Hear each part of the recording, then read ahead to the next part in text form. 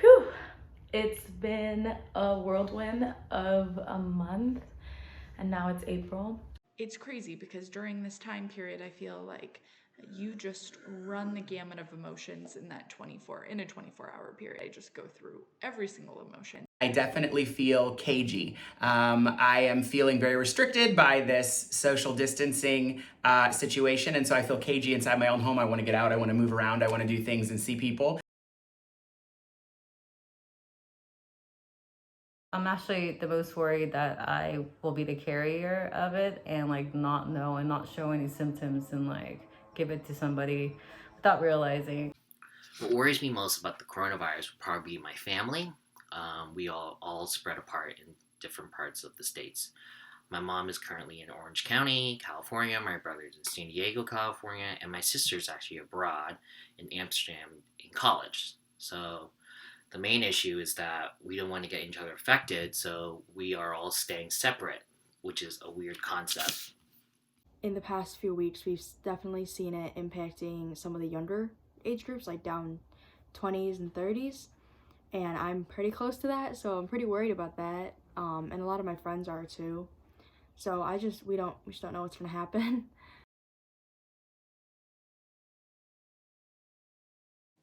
I live down in the city, and it is 8:15 a.m.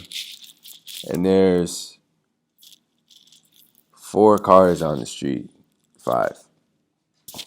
And that freeway, which is Lakeshore Drive, is usually packed. When you go into a grocery store now, it's kind of dismal. It's quiet. People don't talk. It's, you know, you the panic and the fear and the uncertainty is palpable, and you know, social distancing is very real. So people stay far away from one another and you're not interacting, and it's extremely eerie and weird. So far, we've run into a couple people. Everyone's social distancing appropriately here, which is really nice.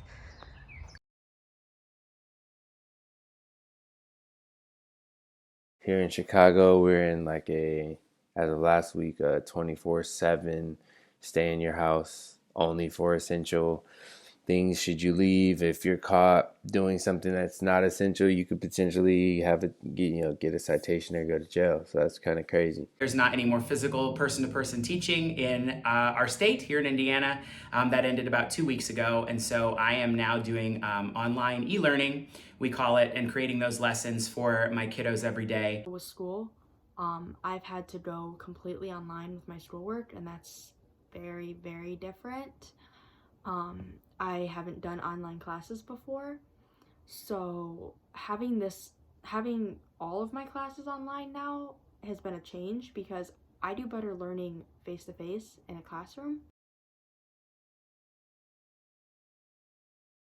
In the beginning, I had a rough time being home because I miss just hanging out, getting coffee, getting a lunch with a buddy in the city. You know, we always try to make time for that. And now I realize I've been calling old friends and former dance members to check in on them and to see how they're doing.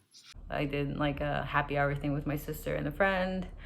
And then my husband's been doing like group, drinking thing with his friends, and it's better than nothing. I was worried about being lonely, and what has happened is I haven't really been lonely per se. I haven't felt that sad loneliness feeling yet. Knock on wood that doesn't happen, because I've been spending a lot of time, FaceTiming friends, talking to people, using technology and that kind of thing. But I do definitely feel alone.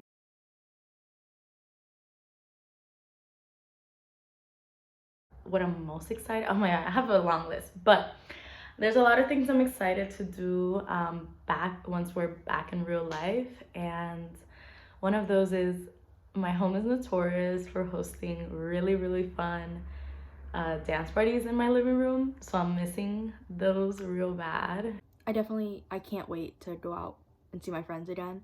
Be able to go out to dinner, go out to lunch, and not have to just do takeout, just do carry out, or constantly be worried about wearing gloves and a mask out in public. Just having that physical contact, just being able to hug and be like, hey, how are you doing? and just doing things together, like barbecuing together or cooking stuff together, and just even physically being in the same house and like watching the TV together and things like that.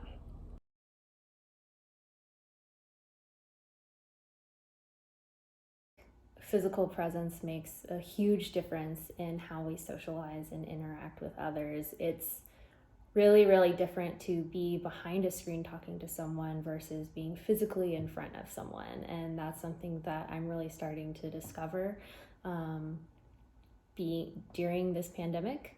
You just can't replace a physical presence. Just the act of expressing like concern or consideration to others that are within your circles or within your community is the most important part of socializing. And I think we've all seen everyone exercising that more than before. It's definitely tested a lot of friendships to see which ones are real and what friends are really there for you, because you see who checks up on you and doesn't just, call every once in a while. You see who's really there for you in the harder times, like right now. For people to also find new ways to relate to one another. We are all so compartmentalized in our like work, play, work, play, work, play, work, play cycle, that we're also really disconnected from a lot of important anchoring things in our life, be it family and friends and the land, like literally nature, our neighbors, like our communities. So I think this crisis is offering some opportunities for us to actually transform as a people and transform as individuals.